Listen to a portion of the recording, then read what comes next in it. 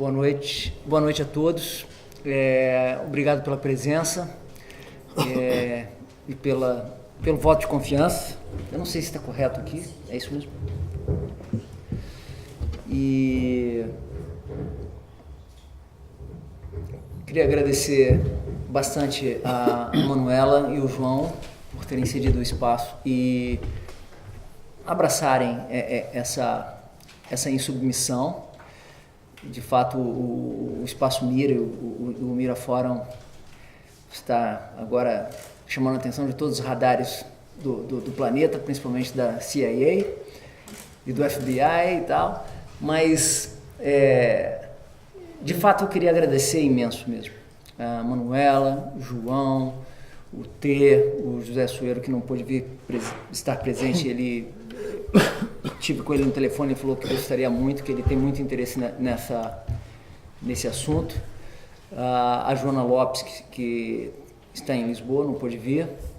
E o T, sem palavras. O T foi uma das grandes descobertas que eu tive aqui em Portugal, quando eu vim morar para cá. E temos amigos em comum, e uma amiga também, a Terezinha, que nos apresentou, e há muito que a gente ensaiava de fazer algum projeto junto. A gente imaginava até que ia ser numa área de audiovisual, teatro, né, alguma coisa assim. Acabou sendo numa fanzine completamente subversiva, assim. Eu queria iniciar dizendo isso. Sou muito grato mesmo à possibilidade de ter conseguido realizar esse trabalho e com a ajuda de gente tão especial assim, em especial também a Luciqueira, que além de estar no livro, ela é minha parceira e me apoia em todas as minhas loucuras. Cadê a Lu? Um beijo, minha linda. E vou passar agora a palavra aqui pro T, e daqui a pouco a gente desenvolve mais o assunto em questão, que seria essa publicação e por que eu achei necessária a sua produção. Bom, antes de mais, boa noite. Quando o Eduardo me ligou para discutir a possibilidade de eu escrever um texto para uma publicação que ele estaria a fazer, o tempo era muito curto, ele deu-me para aí, não sei, mas para aí 3 dias para pensar. E eu nem sabia exatamente o que é que ele ia fazer, mas a gente, quando se costumava encontrar, a gente sempre que se encontra, falámos muito sobre o Brasil, porque ele sabe que eu tenho uma relação forte com a cultura brasileira e falámos sempre das coisas. E por isso ele me pediu este texto, sabendo ele dessa minha ligação. E como eu tinha muito pouco tempo para o fazer, decidi escrever uma coisa mais ou menos emocional, que era um pouco o modo como eu vejo o Brasil e como sinto o Brasil atualmente, e que nunca é uma coisa estática, porque está sempre a mudar, não é? Tal como o próprio Brasil, parece uma coisa que está sempre a mudar. E decidi começar isso a partir de uma questão muito curiosa, que o ex-presidente do Brasil, Fernando Henrique Cardoso, eu tinha ouvido dar uma entrevista aqui há 2 anos, talvez, na RTP, onde a uma pergunta que lhe fizeram, que era: porquê é que o Brasil quer saber tão pouco de Portugal? E ele teve uma resposta muito politicamente correta, que era: o Brasil era tão grande que não podia saber de Portugal, porque havia partes do próprio Brasil que o Brasil também não queria saber, porque tinha uma dificuldade de saber de si próprio. E eu decidi pegar nesse leitmotiv e aprofundá-lo um pouco. E comecei por tentar perceber porque é que o Brasil, de facto, não quer saber de si próprio, devido à sua enorme grandeza, devido aos vários Brasis que há dentro do Brasil, como já diz o grande cantor e compositor Lenino. E cheguei também, fui chegando a várias conclusões. Em primeiro lugar, porque o Brasil, de facto, é uma terra, é um novo mundo, é uma terra de imigrantes. As pessoas não emigraram para o Brasil para fazer turismo. Digamos que o turismo é uma coisa recente da nossa prosperidade, Porto de Galinhas e não sei o quê, todas essas coisas. Mas as pessoas foram para o Brasil, nomeadamente aqui as de Portugal. Eu, nesse aspecto, também tenho alguma propriedade para falar, porque tenho 4 tios enterrados no Brasil, 4, que partiram daqui desde o pós-guerra, e o último a partir foi precisamente no último ano, no ano em que eu nasci, e devo ter vários primos, mas não conheço nenhum. Ainda não me dei ao trabalho de os contactar e tentar perceber o que são e o que não são, porque também tenho algum receio daquilo que posso encontrar. Eu não sei se vou encontrar brasileiros descendentes de portugueses, daqueles que partiram para lá com aquela, perdoem a palavra, aquela fuçanguice do imigrante, que é chegar a uma terra, trabalhar, sacar tudo o que há para sacar e ficar lá e viver de acordo com o que é possível, ou encontrar brasileiros com consciência do Brasil, interessados no que é o Brasil, ou discutir o que é o Brasil, ou encontrar ainda um tipo de brasileiros tipicamente brancos, que não quer saber da outra metade do Brasil, como infelizmente me parece que é aquilo que o Brasil é hoje em dia. Porque, de facto, eu acho que o Brasil acordou para uma realidade incrível, depois deste processo de impeachment da Dilma. Acho que uma parte dos brasileiros não desconhecia até o tipo de políticos que tinha, pelo menos até ver aquele espetáculo incrível no Congresso brasileiro. Acho que muitos brasileiros não faziam ideia bem do que era aquilo. E aquilo foi um pouco um choque para toda a gente, para eles, para nós, portugueses. E voltando ainda um pouco à questão inicial, porque nunca como agora, eu acho que Portugal nunca quis saber tanto como quer saber hoje do Brasil. De facto, o Brasil hoje é uma conversa recorrente em Portugal. Toda a gente quer saber do Brasil. O Brasil é uma questão sempre presente nas conversas. E o texto que eu fiz vai por aí abaixo, analisa várias questões, ou pelo menos tenta pegar em algumas, e detém-se pelo menos numa que para mim foi bastante chocante, foi descobrir que o Brasil, após estes anos todos, é ainda uma sociedade colonial, ou seja, aquele Brasil que as pessoas conhecem, da grande cultura, do audiovisual, da grande indústria, é um Brasil tão desigual que se dá ao luxo de esquecer uma parte incrível do Brasil. Eu, inclusive, já viajei pelo Maranhão, já fui a zonas do interior do Brasil. E uma das coisas que me impressionava nos brasileiros que iam comigo, ou com quem eu acompanhava, era que eles olhavam para aqueles brasileiros das zonas mais pobres como se fossem de outro país, ou seja, como se não fossem bem brasileiros, como se fossem brasileiros de segunda ou terceira. E uma das coisas que o lulismo fez, independentemente de todos os defeitos e todos os erros que são mais comuns, mas um dos grandes problemas que o lulismo fez foi abrir a caixa de Pandora, que foi trazer mais de 50 milhões de excluídos que estavam à margem da sociedade brasileira para uma primeira linha de consumo, não primeira linha, mas para uma segunda, ou terceira ou quarta linha de consumo de coisas básicas, para uma escolaridade que foi muito devastada como já falámos várias vezes, pela ditadura. Tirada a invisibilidade, né? Exato. Não é? E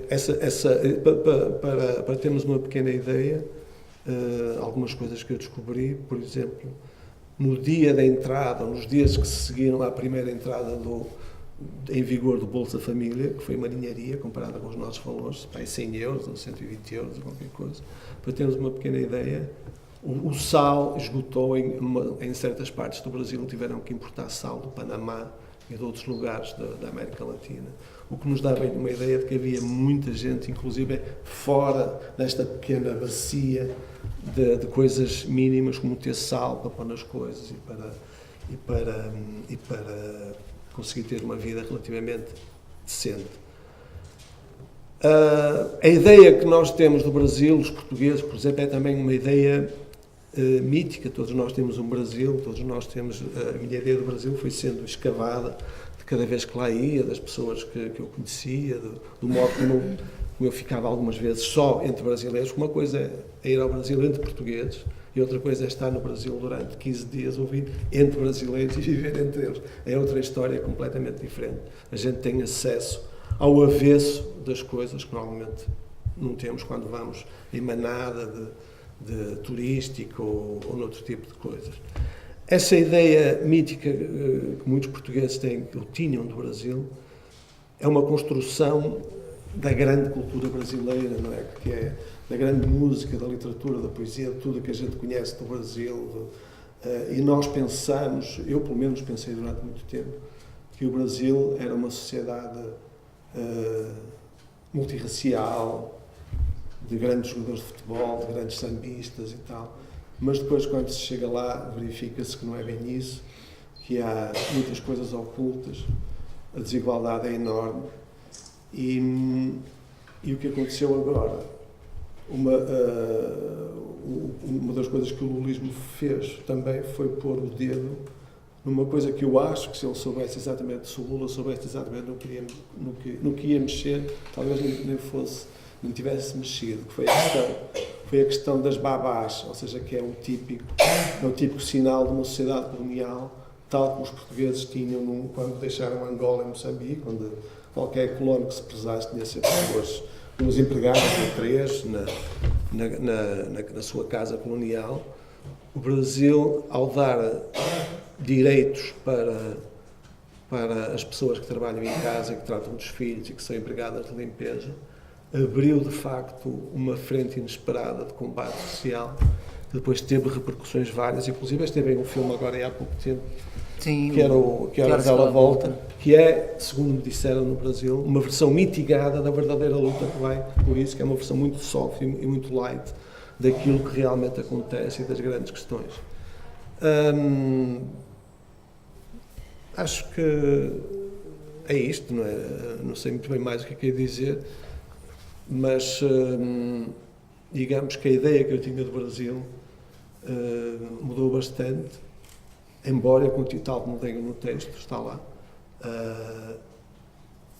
continuo a gostar imenso do Brasil, faço parte daquele grupo de portugueses que ama o verdadeiro Brasil, verdadeiramente o Brasil, daqueles que se sentem em casa quando chegam ao Brasil pela simples razão de que o Brasil é uma casa para os portugueses e para mim também por causa da língua, com um bónus muito grande, que é estar no Brasil, para mim, é também um espaço de liberdade, porque me liberta de 800 anos de história, me sinto muito mais leve por não ter aquele super ego português do Foz Roupinho e não sei o quê. Ali no Brasil as coisas ficam muito mais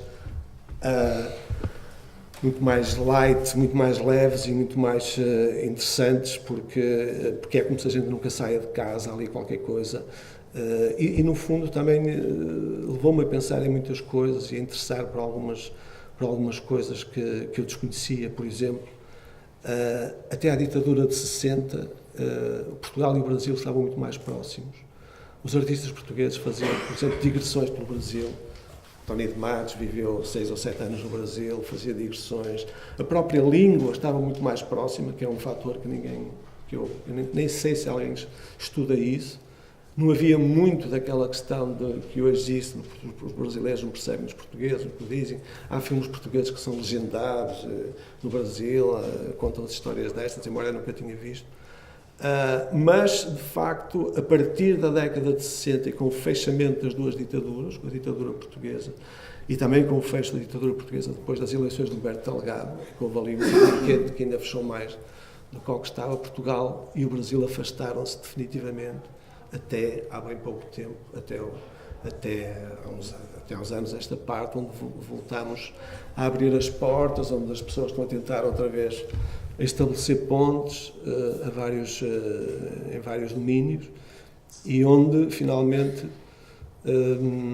as pessoas estão a querer interrogar-se a sua história mútua e a pôr algumas coisas a nu, inclusive a discutir algumas questões que nunca foram bem, alguns complexos, inclusive, que nunca foram bem resolvidos de parte a parte.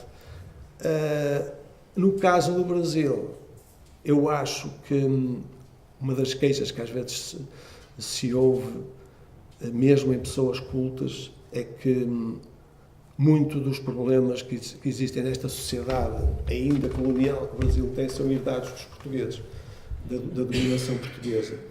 Eu quero acreditar que sim, mas só há aqui um pequeno problema, que já passaram 200 anos de liberdade para o Brasil, e o Brasil, como digo no texto, o Brasil é livre há 200 anos, tem um caminho a percorrer, e se ainda não conseguiu encontrar, deve-o muito a si próprio, deve também às suas elites, que nunca se interessaram muito por quem está à volta. Tal como aqui em Portugal aconteceu isso. Nós tivemos uma ditadura de 50 anos, e se formos ver a quantidade de pessoas que resistiu, foi muito pouca, muito baixa.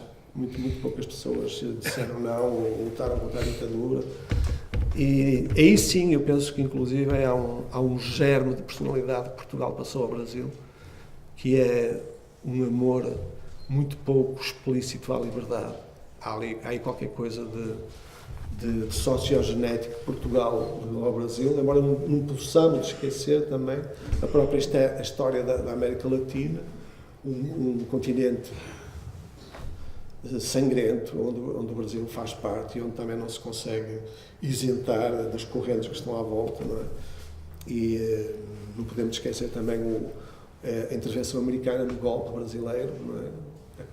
A esquadra americana estava estacionada nas costas do Brasil, pronto a intervir se a coisa não corresse bem, e o modo como os brasileiros acolheram bem, e que inaugura também, curiosamente, uma passagem, que é a passagem do Brasil para os braços dos americanos, uma coisa que ainda se nota hoje, mesmo na própria linguagem. Sim. É possível hoje ver o próprio português do Brasil eivado de americanismos, que já nem são inglesismos, que são coisas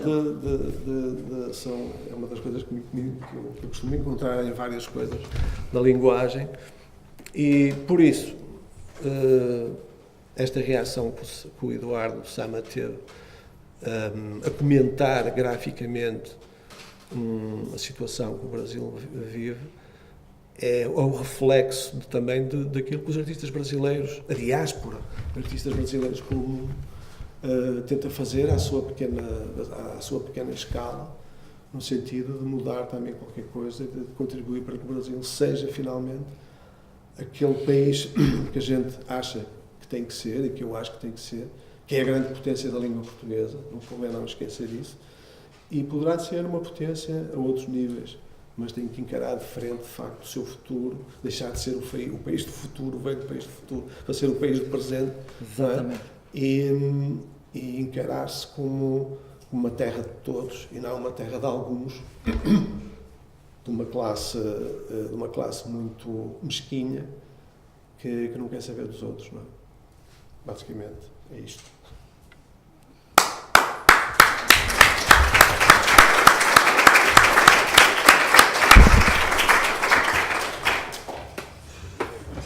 Bem, eu vou tentar fazer uma apresentação do conceito do projeto, que foi mais ou menos o seguinte.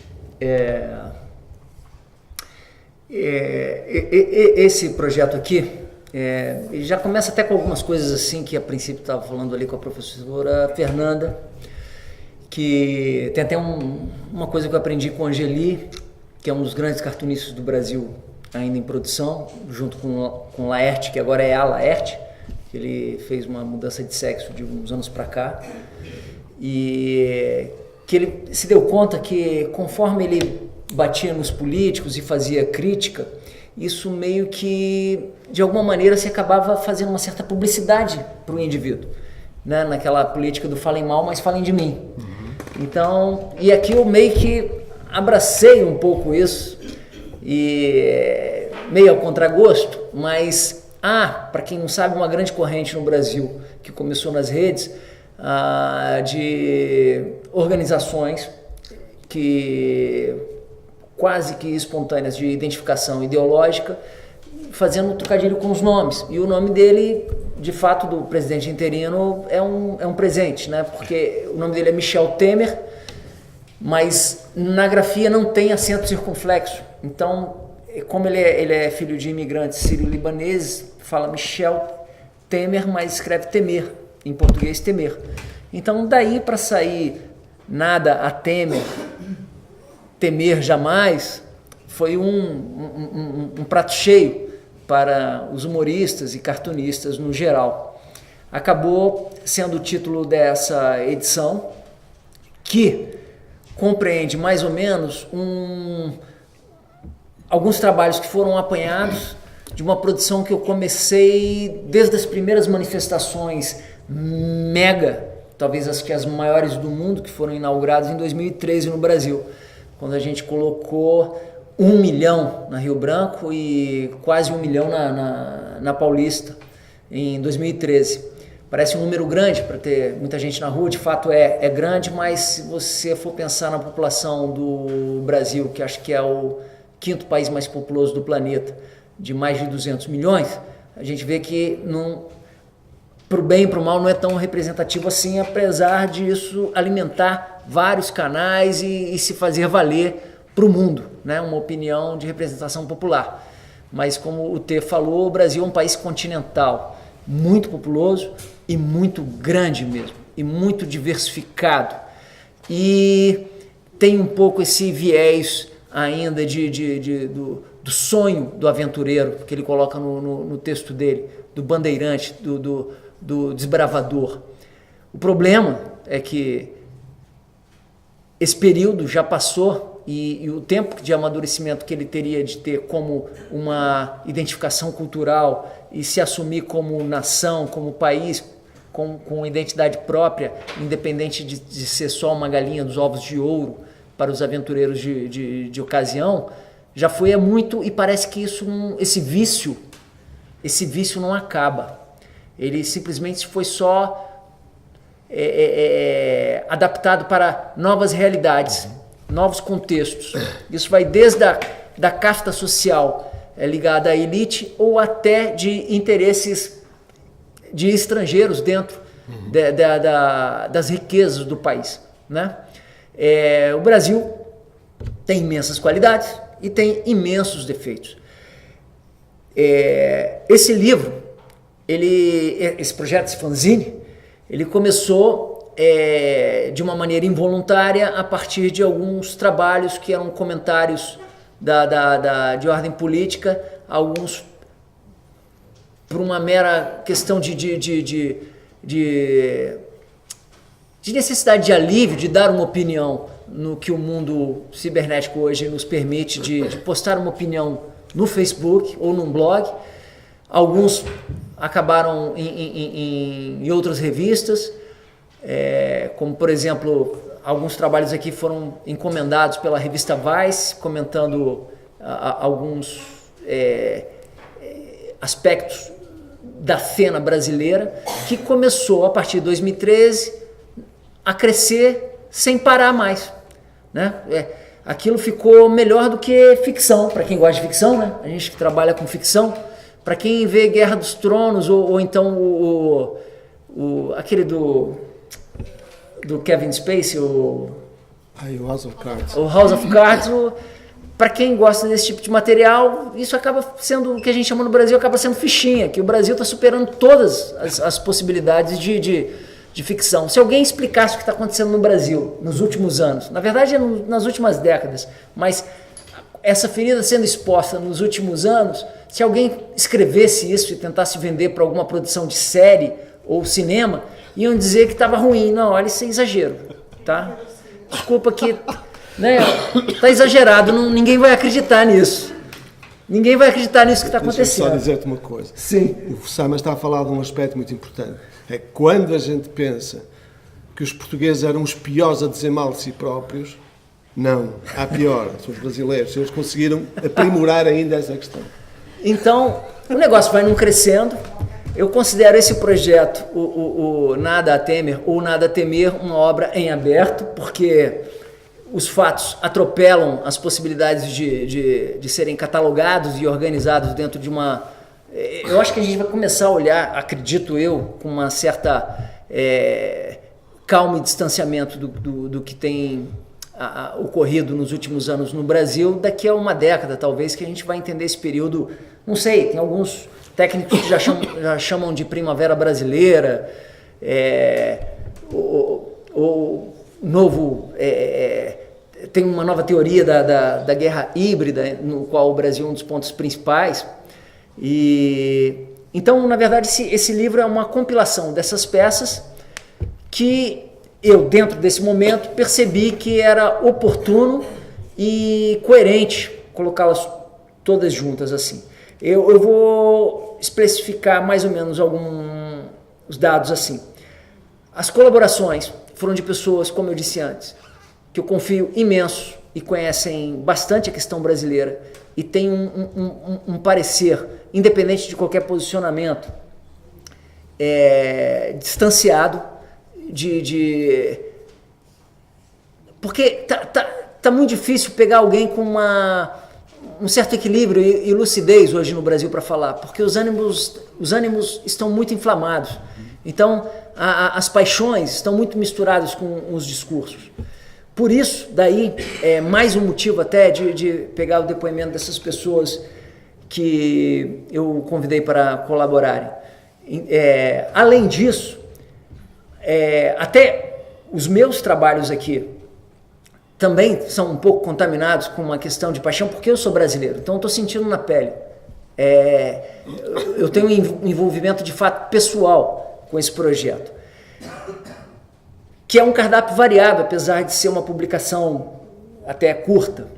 Como eu coloco na introdução, eu queria ter feito um projeto até maior, mas foi o que eu pude fazer, uma publicação independente.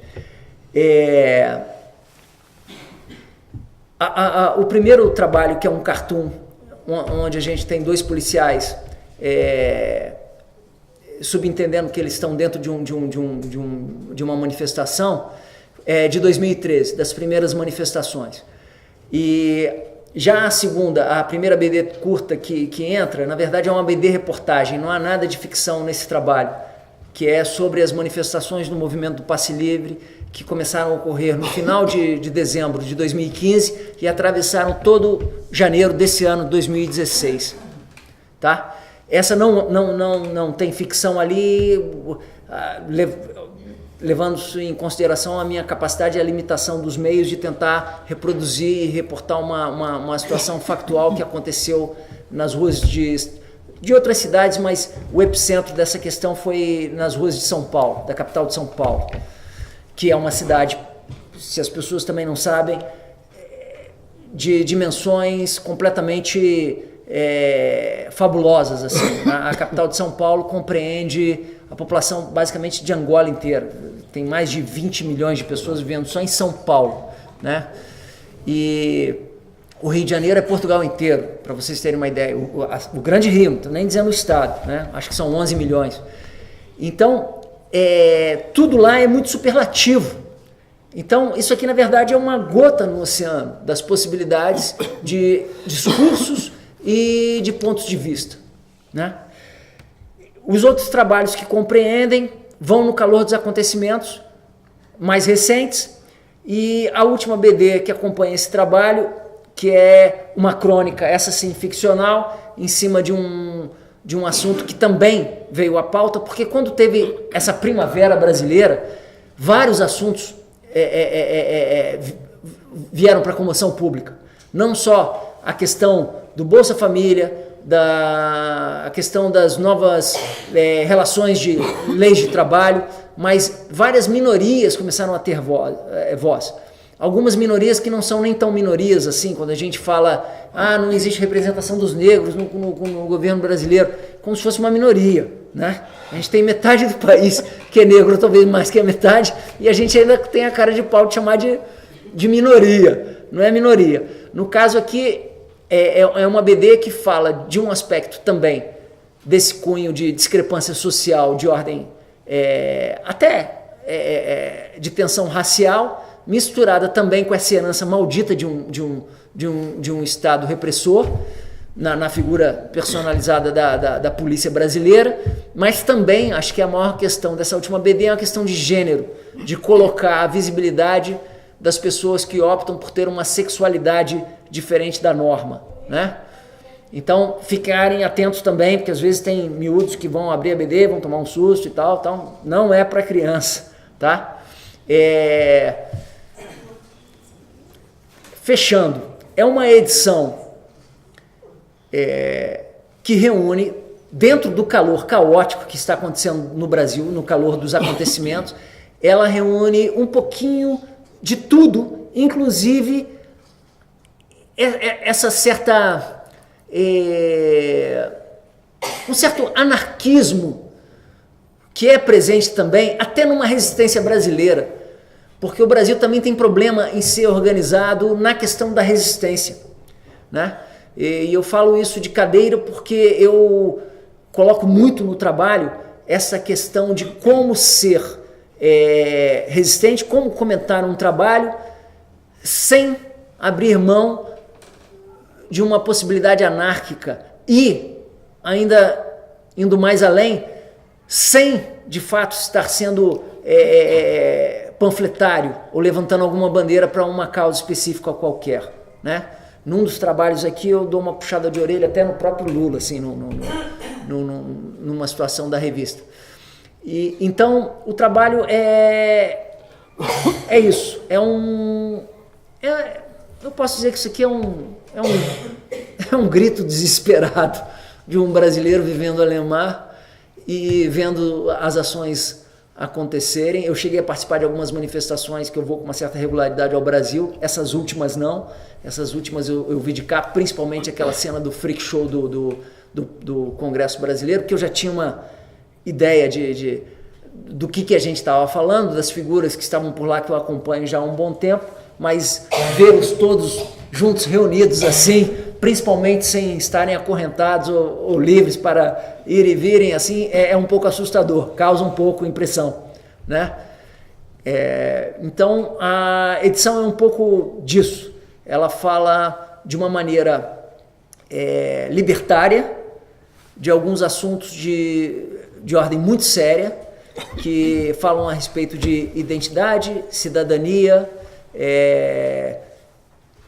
identidade nacional, sexual, racial e por aí vai. De repente tem até assuntos que eu coloquei aqui que eu mesmo não tenha tido a consciência de onde eu estou atingindo, porque até mesmo sendo o criador do trabalho, depois de um tempo o distanciamento começa a ver coisas que quando você no calor da criação também não percebeu. Eu gosto muito disso. É o famoso trabalho de gaveta, quando dá tempo de guardá-lo na gaveta, que é tipo, você guarda, daqui a pouco vem o trabalho de novo. Como isso aqui foi feito no que a gente chama no Brasil de toque de caixa, é um trabalho muito à flor da pele. Então, não houve esse tempo de trabalho, de tempo de gaveta. Ele é meio que uma coisa viva, né? Tão viva que ainda cheira a tinta da gráfica. É muito recente. Veio uma jornalista ontem me entrevistar, que ela chegou a ver a data de alguns trabalhos aqui, janeiro de 2016, esse aqui que eu fiz algumas semanas ao vivo numa entrevista na RTP, que eu executei ao vivo, no estúdio, o desenho, não está nem tão parecido com Michel Temer. É mais a questão de, eu me apropriei de uma frase jocosa que o Chico Anísio fez ainda nos anos 70, num disco dele de humor, de stand-up, na época ainda tinha aqueles long play que gravavam um show, que isso ficou na minha cabeça, que ele fez uma brincadeira de associar o Brasil com uma sigla, como se cada letra fosse a sigla da seguinte sentença: bravos rapazes americanos silenciosamente irão levando, que cai como uma luva agora, né? Porque toda essa crise do Brasil, levando em consideração também a inapetência de uma administração, de um projeto de esquerda que era uma grande esperança de tirar o país de um jugo muito, ainda com vícios muito coloniais, acabou colapsando, o que é muito triste, né? Muita gente não sabe, mas o Brasil só ficou sob o governo de esquerda pouco mais de 13 anos, não durou nem 14. Desde a época da proclamação da República, eu estou dizendo, se eu não me engano, 1889, o Brasil sempre foi um curral político da direita, de golpistas, da ordem de uma política regional entre fazendeiros, e depois essa oligarquia da fazenda passou para industriais e depois para representantes de grupos financeiros que não oficialmente eram políticos que representavam interesses escusos de grupos privados. Então, a chance que a gente teve realmente de ter de fato um governo oriundo de um popular, feito para o povo, pensando de fato no Brasil como identidade para vários, infelizmente colapsou, porque é uma luta muito inglória, os esquemas são muito viciados e o processo democrático é um processo de erros e acertos. Então, a professora Fernanda aqui, conversando comigo antes de todo mundo chegar no evento, muito preocupada, para onde a gente vai agora? Para onde? Porque esse retrocesso sempre tem um preço muito caro a ser pago, muito caro mesmo. Eu cresci durante a ditadura militar do civil-militar, vamos colocar assim, porque os militares tomaram o poder porque tiveram apoio da classe elite brasileira, que tem um certo pavor e esse vício colonial de não saber administrar como dividir riquezas, mas é um pânico um pouco exacerbado, um pouco um fantasma ainda de um período colonial, depois substituído também por um neocolonialismo, no caso já neoliberal americano, saindo do jugo colonial clássico, indo para uma colonização contemporânea, como o mundo se organizou depois da Segunda Guerra Mundial. Então, é uma classe média que é muito... uma classe elite, muito entreguista e colaboracionista com o opressor, e uma classe média muito refém também de querer agradar a classe mais rica. Então, o Brasil é muito louco porque o cidadão de classe média brasileira, ele meio que vive sofrendo por constrangimento, porque ele não quer se identificar com o mais pobre, porque ele sabe que o mais pobre representa aquele que deve ser oprimido. Exato. Então ele quer se identificar com aquele que oprime ele. É meio maluco, é meio, né? Isso é muito doido. Então ele quer agradar, ele quer ser aceito no clube. Tipo, olha, se eu não reclamar do chefe, se eu lamber a bota do patrão, não sei o que, ele vai até deixar eu entrar pela porta da frente, não vou precisar usar o elevador de serviço, né? Então, esse complexo... São tiques coloniais. São tiques coloniais que caíram como uma luva quando o senhor Henry Kissinger fez a estratégia do plano de dominação na América Latina. Muita gente não sabe, mas quem entrou no poder? Os Estados Unidos entraram, apesar de ter a frota americana ali ancorada, eles ficaram gratos, porque teve um nível de colaboracionismo tão grande das elites brasileiras que eles falaram, olha, peraí, a gente não vai precisar gastar tanto. E pensa bem, é lucro, porque Cuba, do tamanho que deu esse trabalho todo. O Vietnã, nem pense nisso, o Brasil é infinitamente maior do que o Vietnã. Que bom que eles entregaram sem tanta resistência, né? Aí a gente tem um papel também, muita gente não sabe, por que a Rede Globo é desse tamanho, né? Acho que é a quarta ou terceiro maior grupo de televisão do planeta, porque ela de fato foi equipada pelo governo americano para ser desse tamanho, né? O senhor Roberto Marinho, muito astuto, muito competente, ele na verdade foi um colaboracionista muito eficaz com o jugo americano, então ele ajudou muito nesse aspecto. Daí a Globo tinha todo o apoio não oficial, porque como é uma concessão no país, não pode ser assumidamente de capital estrangeiro, rádio, TV e jornal, mas por debaixo dos panos, na verdade a Globo era um braço do grupo Time Warner, né? Ainda hoje mesmo depois do senhor Roberto Marinho ter falecido, ainda é dos filhos. A vantagem no jogo aí é que os filhos não são tão hábeis quanto o pai foi, que acabou acabou toda a concorrência, né? Ele ainda tinha o Assis Chateaubriand, que era mais ou menos o nosso William Rudolph Hearst no Brasil. O Roberto Marinho sagazmente conseguiu limpar toda a concorrência nos meios de comunicação do Brasil. Isso eu estou falando de um parque gráfico editorial, rádio, televisão, e até abrindo o braço para a música e ramificando para outros lados da cultura. Os filhos não tiveram essa sabedoria, né? Muita gente não sabe, a concorrência da Globo hoje em dia não é a segunda televisão, que é de um outro grupo oligárquico pertencente aos evangélicos, do qual é representado, a figura maior no Congresso é o senhor Eduardo Cunha, que seria a TV Record. O maior concorrente da Globo, que foi o calcanhar de Aquiles dele, é o Google, é a internet, né? Então, eles não, literalmente foram pegos de calça curta, como a gente diz no Brasil. Ninguém esperava. Então, a Globo está sendo atacada de tudo quanto é lado agora, porque ela não tem mais o domínio da internet. Pela própria América. Sim, porque é uma coisa que é completamente... A gente fala dos americanos, existe também várias Américas. Existe uma América progressista, livre e com um compromisso democrático notório e legítimo, né? Agora, a América corporativa, essa América é a América que tem interesse em que a Petrobras, que é uma das galinhas dos ovos de ouro do Brasil, que é uma estatal que dá lucro, venha à falência porque ela fica muito barata e é incorporada às 7 irmãs do petróleo. É a América corporativa que quer quebrar uma das empresas que produz engenharia aeronáutica mais pujante do mundo, que é a Embraer, também vem à falência. Há um braço corporativo que é multinacional, originalmente várias delas foram baseadas nos Estados Unidos em algum momento, mas como são SA, são sociedades anônimas, elas migram. Então as sedes não necessariamente são mais americanas. Você não pode dizer hoje que a Coca-Cola é americana, ela pode ser chinesa, né? Ela pode ser de um grupo coreano, pode ser de um grupo de Luxemburgo. É difícil.